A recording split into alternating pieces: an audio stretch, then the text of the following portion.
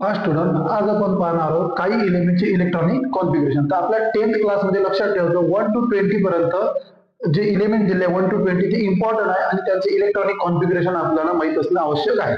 जर तुम्हाला electronic configuration जर माहित असेल तर आपण काय करू शकतो, त्यावरूनच आपण त्या इलेमेंटची व्हॅलेन्सी काय आणि व्हॅलेन्स इलेक्ट्रॉन काय हे समजू शकतो. तर आता लक्षात ठेवा, आपण पाहणार आहोत इलेक्ट्रॉनिक कॉन्फिगरेशन. तर सर्वात पहिले आपण हे बघितलं होतं, पुन्हा येतो की 4 सेल आहे, 4 सेल मध्ये त्याची होल्डिंग कॅपॅसिटी किती आहे ते पाहिजे. आपण पहिला के सेल, त्याच्यामध्ये असते 2, एल मध्ये असते 8, त्यानंतर एम मध्ये असते 18 आणि एन मध्ये असते 32. तर आता आपण पाहणार आहोत जे sodium, carbon, calcium, argon, oxygen, silicon यांची काय पाहणार आहोत आपण इलेक्ट्रॉनिक कॉन्फिगरेशन. तर आता बघू आपण सर्वात पहिले सोडियमचा.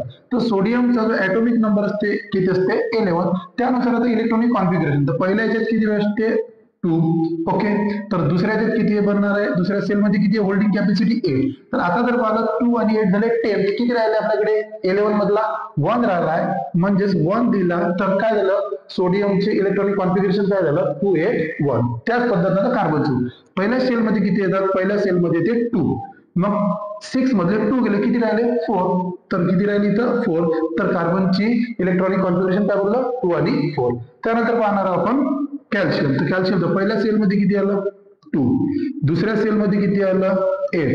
मग आता 18 आहे नाही, 18 आहे का, 18 जर घेतलं तर हे जास्त जाते, 20 पेक्षा अजून जास्त आहे. तर इथं काय करायला लागेल आपल्याला, एक तर ऑक्टेट किंवा डुप्लेट कम्प्लीट करू. तर चेक करा, 2 झाला 8 झाला, मी काय घेतलं आणखी 8 झाला, 8 घेतला. तर चेक करा काय झालं आपल्याकडे 2, 8, 10, 18. आता किती राहील बाकी 2, तर मी घेतले 2, तर किती झाले आता 2, 8, 8, 2 झालं हे कार्बनची इलेक्ट्रॉनिक कॉन्फिगरेशन. आता बघणार ऑर्गन.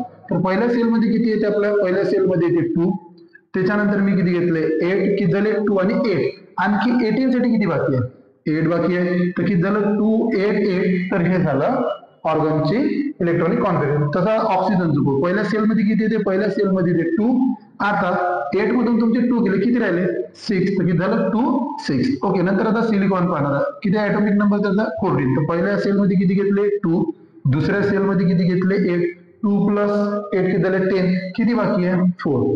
तर याचं इलेक्ट्रॉनिक कॉन्फिगरेशन काय आलं 284. जर तुम्हाला या पद्धतीने इलेक्ट्रॉनिक कॉन्फिगरेशन बाकी एलिमेंटचे सुद्धा तुम्ही काय काढू शकता. जर तुम्ही इलेक्ट्रॉनिक कॉन्फिगरेशन काढणं जमलं तर आपल्याला काय गोष्टीचे कोणत्याही एलिमेंटचे व्हॅलेन्स काय, व्हॅलेन्सी काय आणि व्हॅलेन्स इलेक्ट्रॉन काय ते सुद्धा इझिली समजू शकते. थँक्यू.